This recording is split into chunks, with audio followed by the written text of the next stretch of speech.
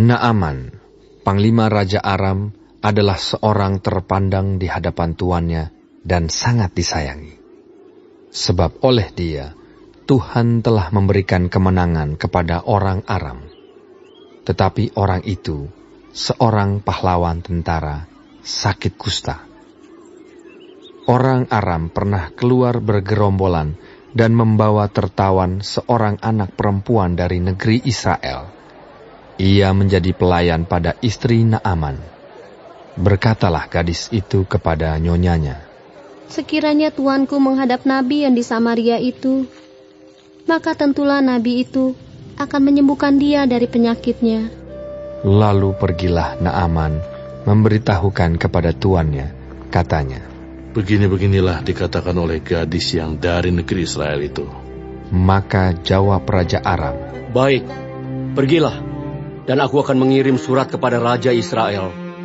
Lalu pergilah Naaman dan membawa sebagai persembahan 10 talenta perak dan 6.000 shikal emas dan 10 potong pakaian. Ia menyampaikan surat itu kepada Raja Israel yang berbunyi, "Sesampainya surat ini kepadamu, maklumlah kiranya bahwa aku menyuruh kepadamu Naaman, pegawaiku, supaya engkau menyembuhkan dia dari penyakit kustanya." Segera sesudah Raja Israel membaca surat itu, dikoyakannya lah pakaiannya, serta berkata, "Alahkah aku ini yang dapat mematikan dan menghidupkan, sehingga orang ini mengirim pesan kepadaku, supaya ku sembuhkan seorang dari penyakit kustanya? Tetapi sesungguhnya, perhatikanlah dan lihatlah, dia mencari gara-gara terhadap aku." Segera sesudah didengar Elisa, abdi Allah itu, bahwa Raja Israel mengoyakkan pakaiannya, dikirimnyalah pesan kepada Raja, bunyinya, "Mengapa engkau mengoyakkan pakaianmu? Biarlah ia datang kepadaku, supaya ia tahu bahwa ada seorang nabi di Israel." Kemudian datanglah Naaman dengan kudanya dan keretanya, lalu berhenti di depan pintu rumah Elisa. Elisa menyuruh seorang suruhan kepadanya, mengatakan, "Pergilah mandi 7 kali dalam sungai Yordan, maka tubuhmu akan pulih kembali, sehingga engkau menjadi tahir."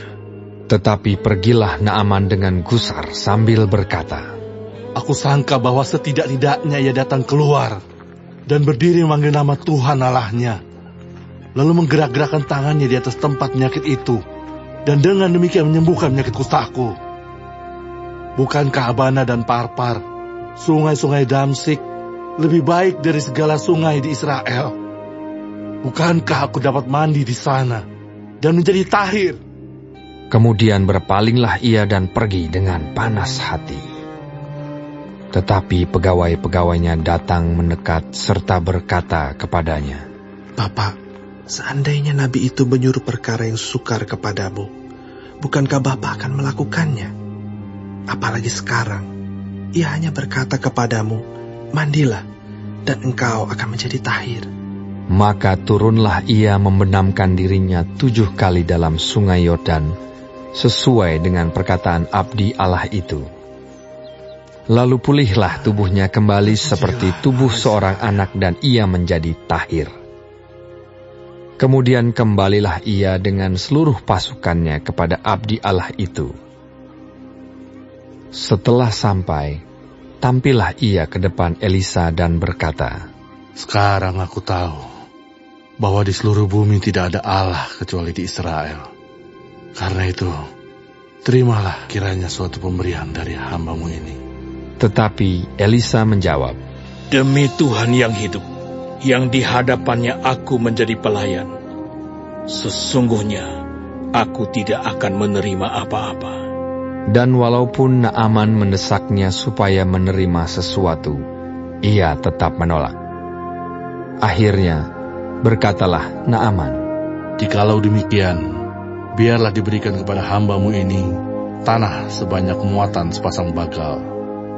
Sebab hamba-Mu ini tidak lagi akan mempersembahkan korban bakaran atau korban sembelihan kepada Allah lain, kecuali kepada Tuhan.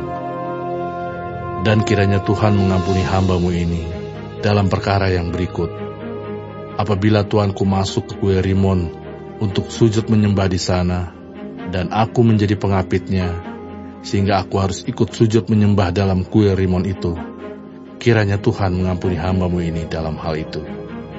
Maka berkatalah Elisa kepadanya, "Pergilah dengan selamat."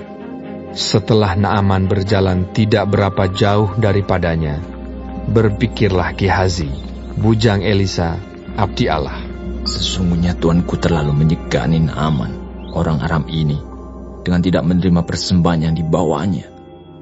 Demi Tuhan yang hidup, sesungguhnya aku akan berlari mengejar dia dan akan menerima sesuatu daripadanya." Lalu Gehazi mengejar Naaman dari belakang.